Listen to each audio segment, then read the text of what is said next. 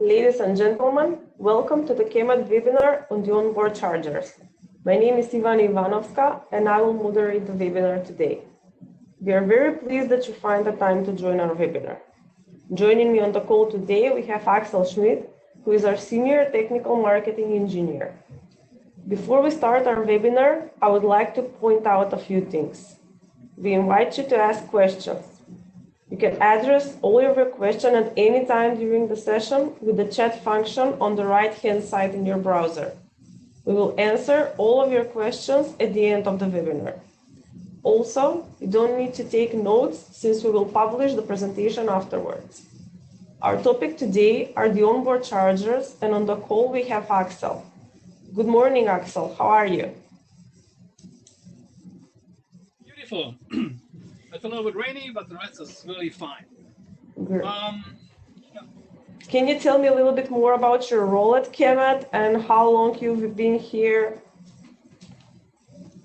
Yes, I'm now 16 years with CAMAT and mainly involved in automotive business.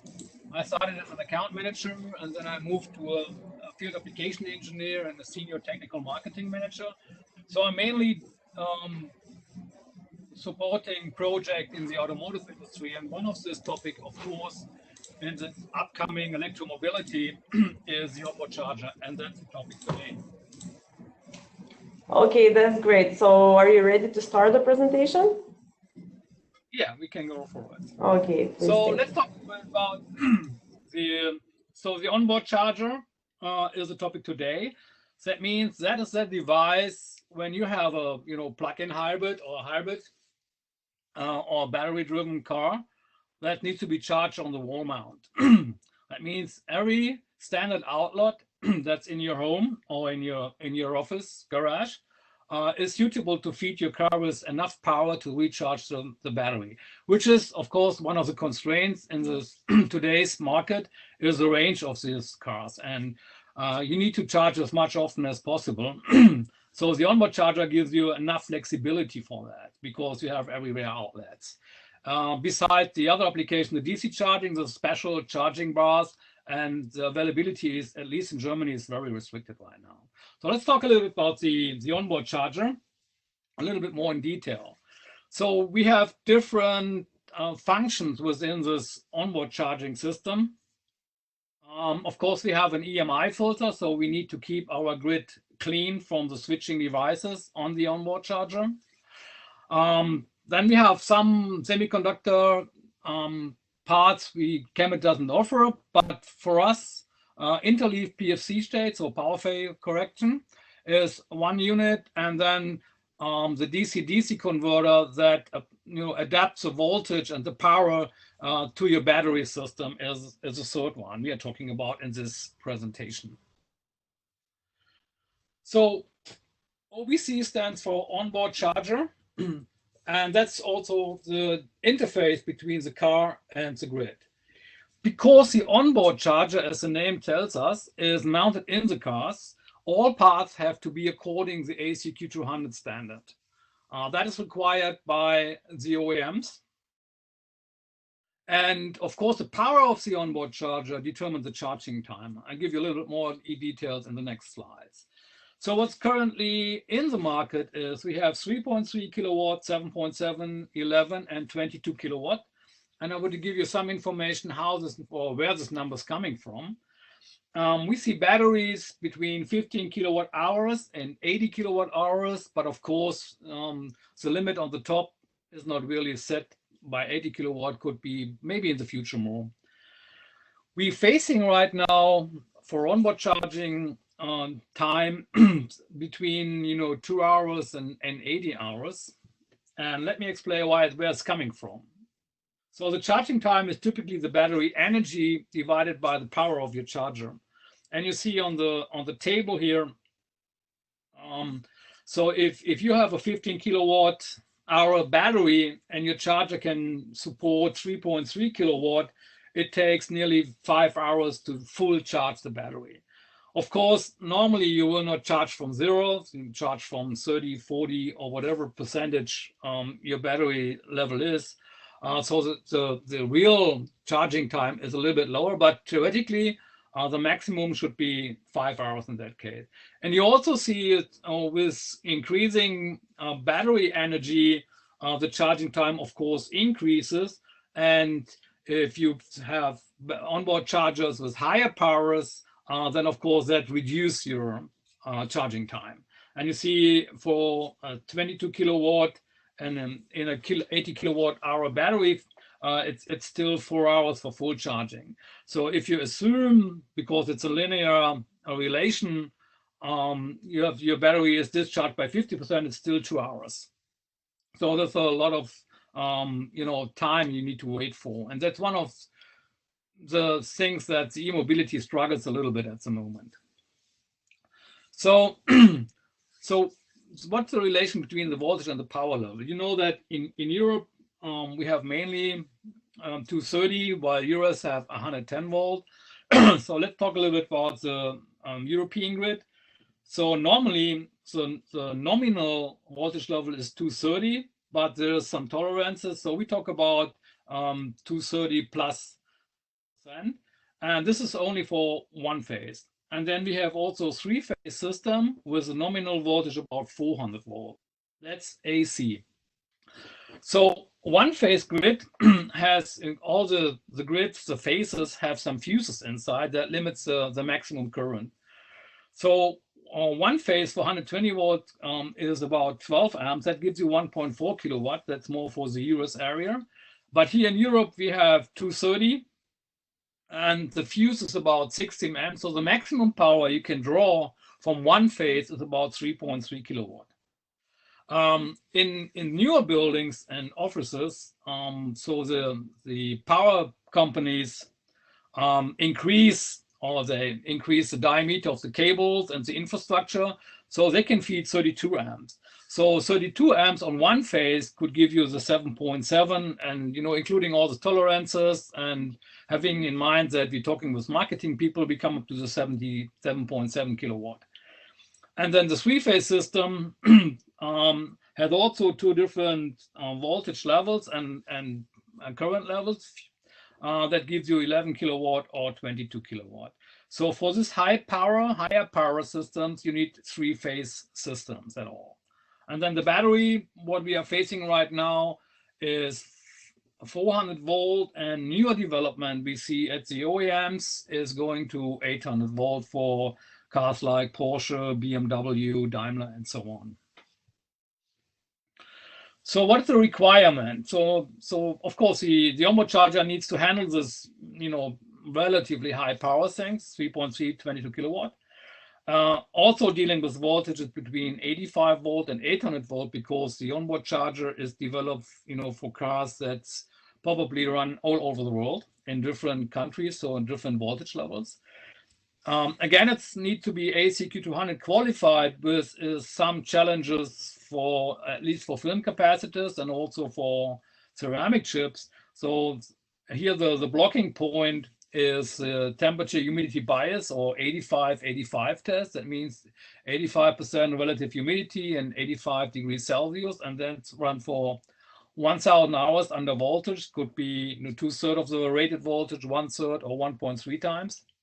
Depends on the OEM and the specification.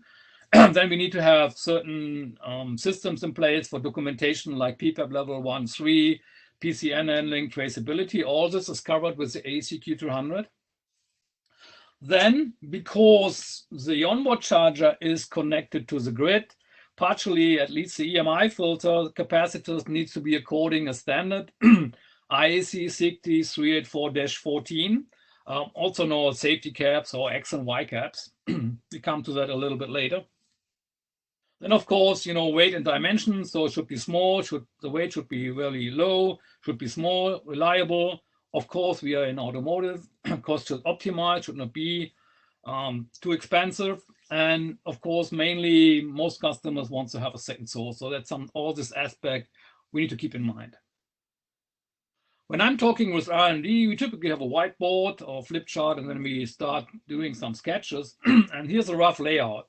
So we have the EMI filter, the PFC stage, and in between we have some cores, some magnetics material, then the PFC stage, then we have a DC link for buffering the system, Then we have a DC-DC converter that adapts to the right voltage level. We have a resonator cap in LLC, for example, stage. And then after rectifying and supplying the 400-volt DC, we have, of course, a pi filter made by a bank of film lytic capacitors and sometimes also ceramic chips. That's a very generic approach. So let's talk a little bit about this, Chemet products we can offer.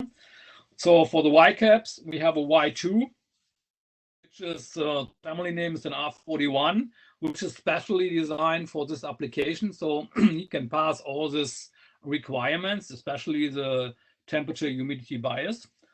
Then we have the family F862, sorry. That's an X2 capacitor, which you see in the schematic. And then, of course, we have some kind of inductors. Actually, I wrote here an SCR38, but in most of the cases, we're talking directly with you about this project, and then we can adapt to your needs when you talk to your Chemet salespeople. iCaps are rated for 310 volt AC, and then we have added, the DC voltage level because that's for this insulation requirement from the OEMs. And the same is for the X2. So in addition to the AC 310 volts, so give you some margin coming from the 230, and the DC voltage level is high enough, to withstand all this OEM requirements in terms of insulation regarding the chassis of the car. And of course, again, it's mentioned the THB, the temperature humidity bias, 85, 85, 1000 hours, and here it's 1000 volt DC. This is enormous stress for the capacitor, and it took a while to make the parts so bulletproof that it can withstand this kind of test. For the choke, as I said, that's something you can take from the shelf in some cases, but most often we talk to the sales contact in Chemet, and then we start a kind of project and adapt it to your need. But to give you some ideas about the capabilities, about the inductance, about the impedance, and the current capability, some slides. So this is a one-phase CMC common mode choke. And also we have a three-phase common mode choke, 5 millihenry in that case, which can handle 15 amps in common mode and 17 amps on the other windings in that case. And normally you don't have only a common mode choke. You also have, in most cases, a combination of common mode and differential mode. And the new development in Chemet is combining these two functionalities in one component. So we have now a product that is a common mode and a differential mode choke in one component. This saves you at least one component and give you an excellent performance. And you see it's really targeting also for the automotive industry here. So it's going to handle 30 amp with 1 millihenry for common mode and 10 microhenry for differential mode, which is typically a little bit lower. So that is unique in the market and gives you the opportunity to save space and weight and probably cost in your application. We have a lot of materials for making magnetics, and especially the higher temperature rated one, that's for automotive. And you see that's 5 HT, so 5 means it's 5,000 mu, so permeability is about 5,000, and HT stands for high temperature. Right now we have released 7 HT, so we have 7,000 mu for that material, and under development at the moment we're working on 10,000. So we try to increase the permeability to give you more inductance, which leads to making either the part smaller or give you more capability. There's a regulation. Token also has sensors, and this regulation requires measurement of leakage current of the charger systems. So Chemet actually is offering a current sensor, which is a part of this former token company. which can also measure AC and DC current in one device. And this part is going to be in production in next year, or zero missing in January 2019. Again, if you have a question or you're interested on this kind of product, please contact your sales. So coming from from the EMI filter to the power stage to the DC-DC converter. And here we need to distinguish between two kind of application. The SMPS, or the switch mode power supplies, or PFC, is where the hard switching component like a MOSFET, a gallium nitride, or silicon carbide, which gives you a trapezoidal waveform. And this trapezoidal waveform can challenge your capacitor by dVdt. And of course, you need a high RMS current so to drive all the power through the component. It's about inductance, of course, in that case. You need to store the energy in the inductor. And of course, you need to handle the peak current capability. While on the LLC, this is more a sinusoidal waveform. So dVdt isn't really an issue here. It's more about focus on the component needs to handle the RMS current and, you know, bring the heat off the component and avoid too much self-heating on that. But in this kind of application, it's typically it's a resonance converter. So the tolerance should be very tight. So it's not really precise tolerance in a certain, you know, window that you define in your application. So for smaller powers, we have this half-bridge push-pull converter, and when you got this presentation, you can click on the component, and then it's opened up the related Kemet website where you can find more details about that. The half-bridge is because you have two switches, and then the other leg is two capacitors. Okay, this is for smaller power, typically something that's below 10 kilowatt, and for the higher or more power requiring applications, we move into a full bridge push-pull converter, which has 4 switches. And then, yeah, the question is, you need a snubber, question mark, because all the semiconductors try to eliminate snubbers for years, but, you know, they're quite often still using a snubber because they cannot reach their own targets. Then we have, of course, the inductor and the DC link on the output side here. So that's the schematic, and now field application engineers also dealing with real application. And one good starting point is probably TI demo board about an onboard charger, where you can see all those components in real. So you see the bank of little capacitors, where we drive typically the families ALA8 and ALA7, which is the only difference between the temperature. Then we have the EMI filter, or we typically use the SCR families. Then we have film capacitors as a DC link as well, and the input and the output side. And of course, we have or can use C4AF, which is the snubber capacitors for getting the transients out of the switches. And then we have chokes to save the energy. That's where we typically recommend the SSHB, HHBC, and PHBC families. Just for the guys who are not so why is that important, or why we're thinking about this dVdt and where the EMI noise coming from. So if you have a sinusoidal waveform and you see the timeline left in the left graphic, and then this is only a single frequency. And according to the electronic rules, so if you have a switching system, so the trapezoidal waveform is built by one basic frequency, and then the higher harmonics, so a triple, quadruple, so 3 times, 4 times, 3 times, 5 times, 7 times, 9 times of the fundamental frequency is added up, and this added up is resulting in this trapezoidal waveform.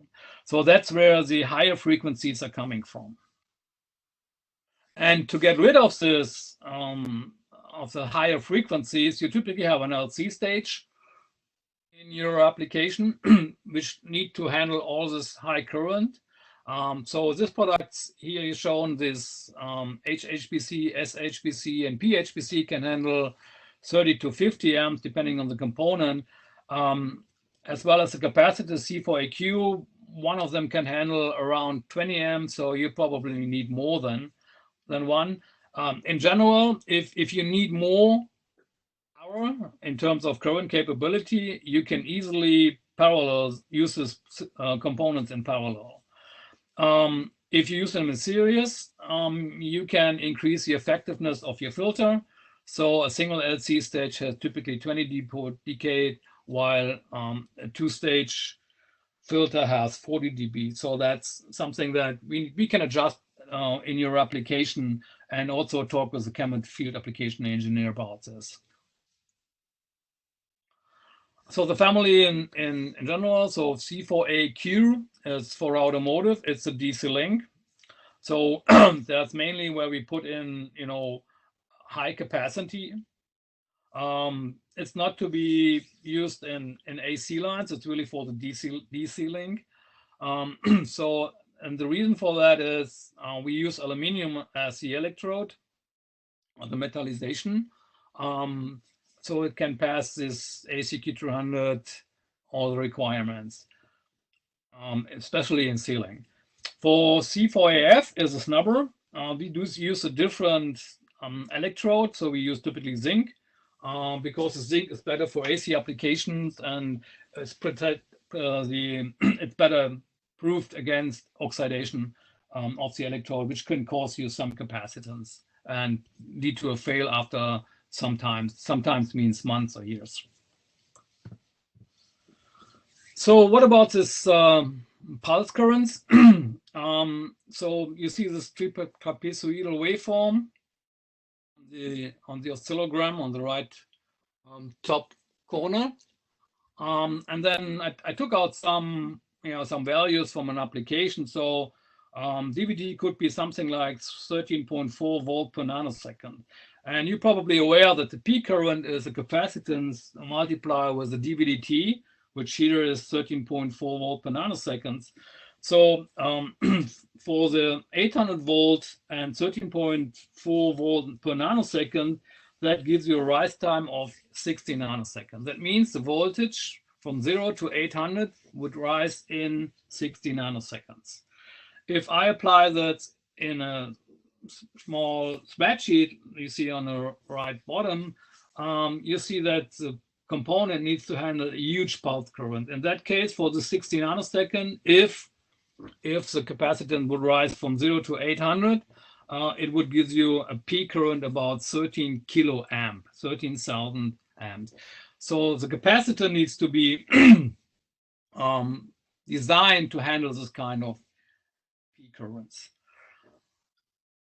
So DVT causes a high peak current. And one thing, so it's one workaround for that is you can increase the DVT given by the catalog material, by the collateral material.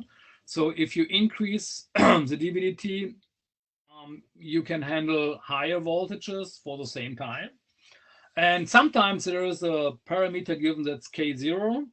That is the material construction on the component. And where it's coming from, you see on the equation, if you're interested on that, it's typically how to handle the power, that's I square R or ESR for capacitors.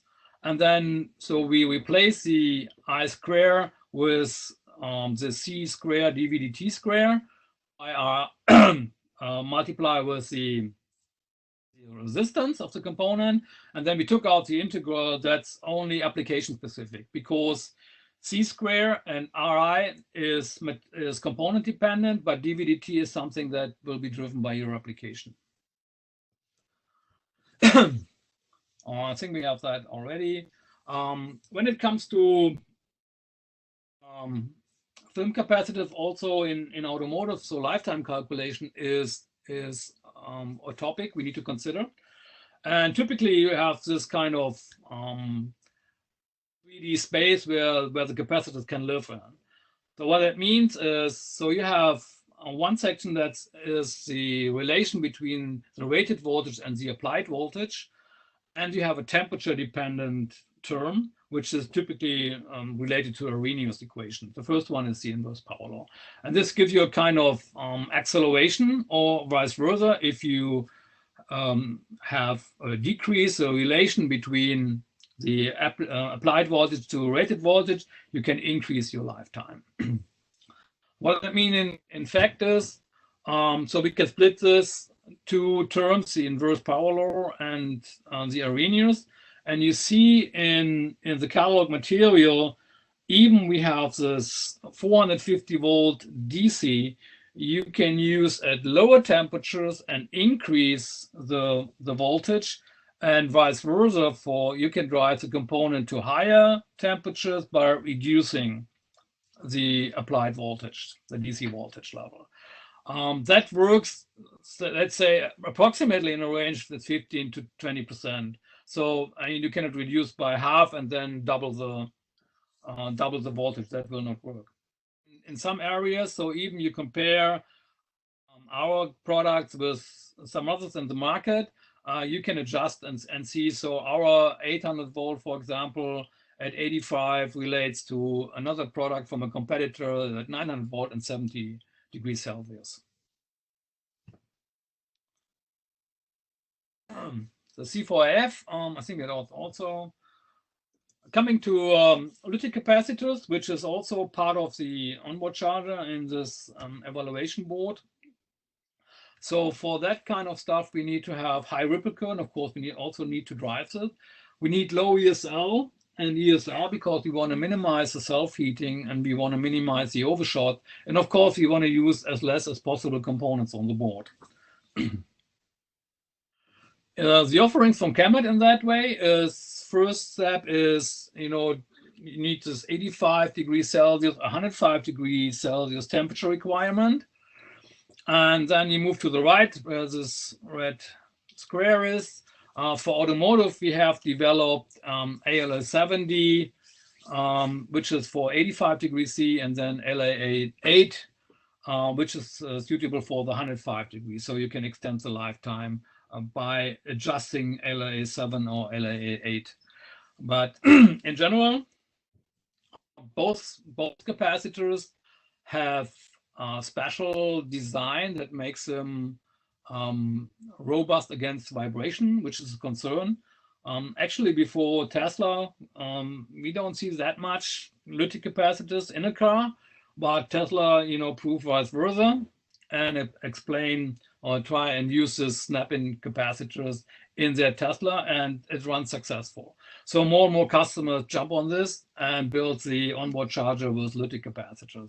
And we have really close contact to Tesla, and we developed this high vibration ALA7 and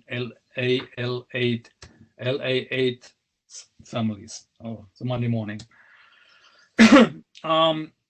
So mainly it's about 400 volt DC, which could cover this 230 by square root of 2, gives you 350 and some safety margin. And you can see, so the trick here really is that we need to fill the can as much as possible and then have this special groove that fixes the windings within the can. Same as for the film capacitors, we have a lifetime calculator for the lytic capacitors, so where you can choose a certain part type, apply your application condition like temperature and your operating voltage, and then you can have different sections. That means you can here plug in a emission profile and then calculate the overall lifetime of the capacitor.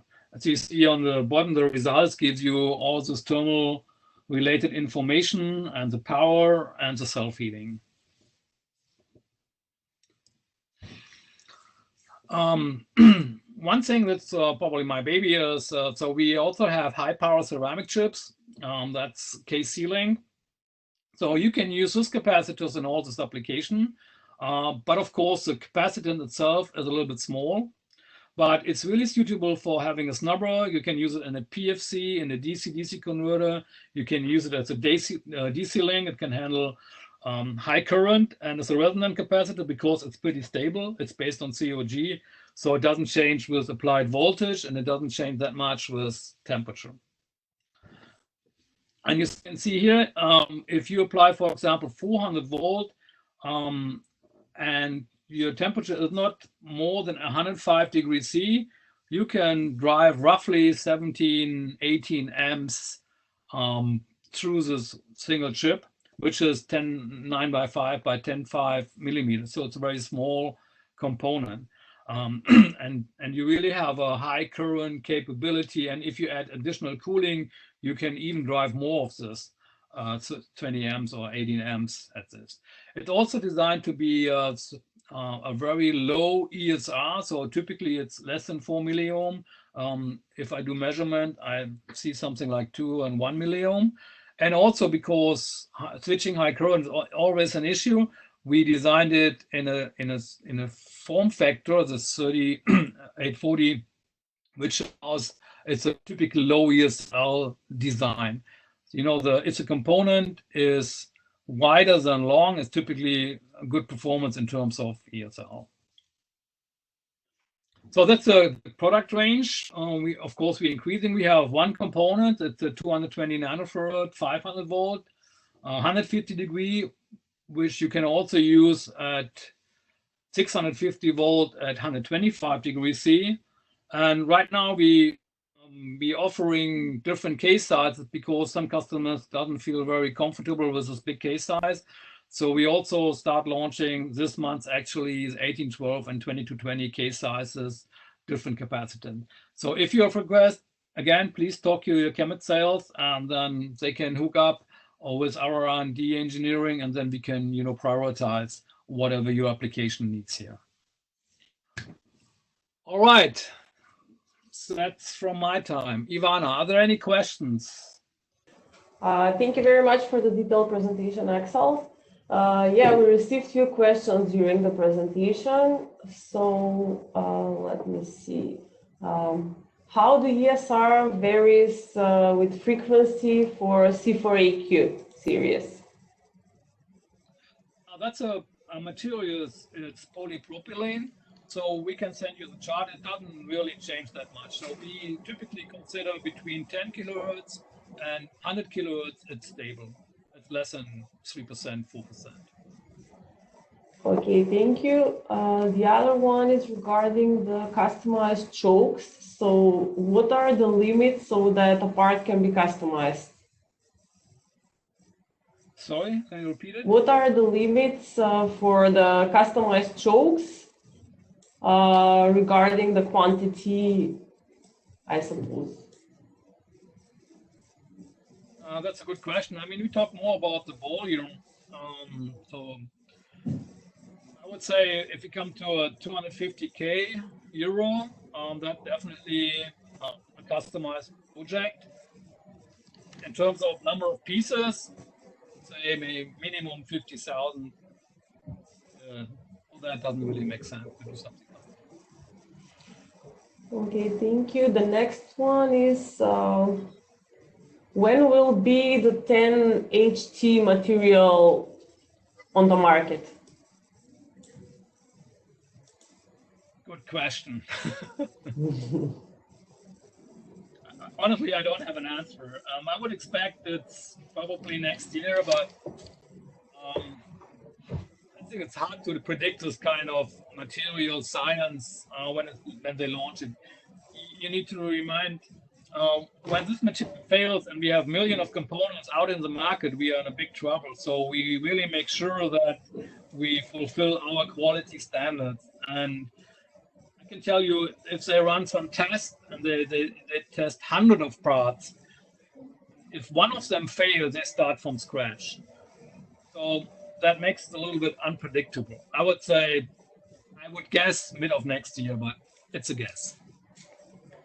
Okay, and the last one is, are the old values from the KC link available for samples? I suppose they refer on the tables that you have. Yeah, the 3640 200 nanofarad, it's stocked at Mauser and DigiKey, so it's available there. anything else is right now in our portfolio, but we need to produce it.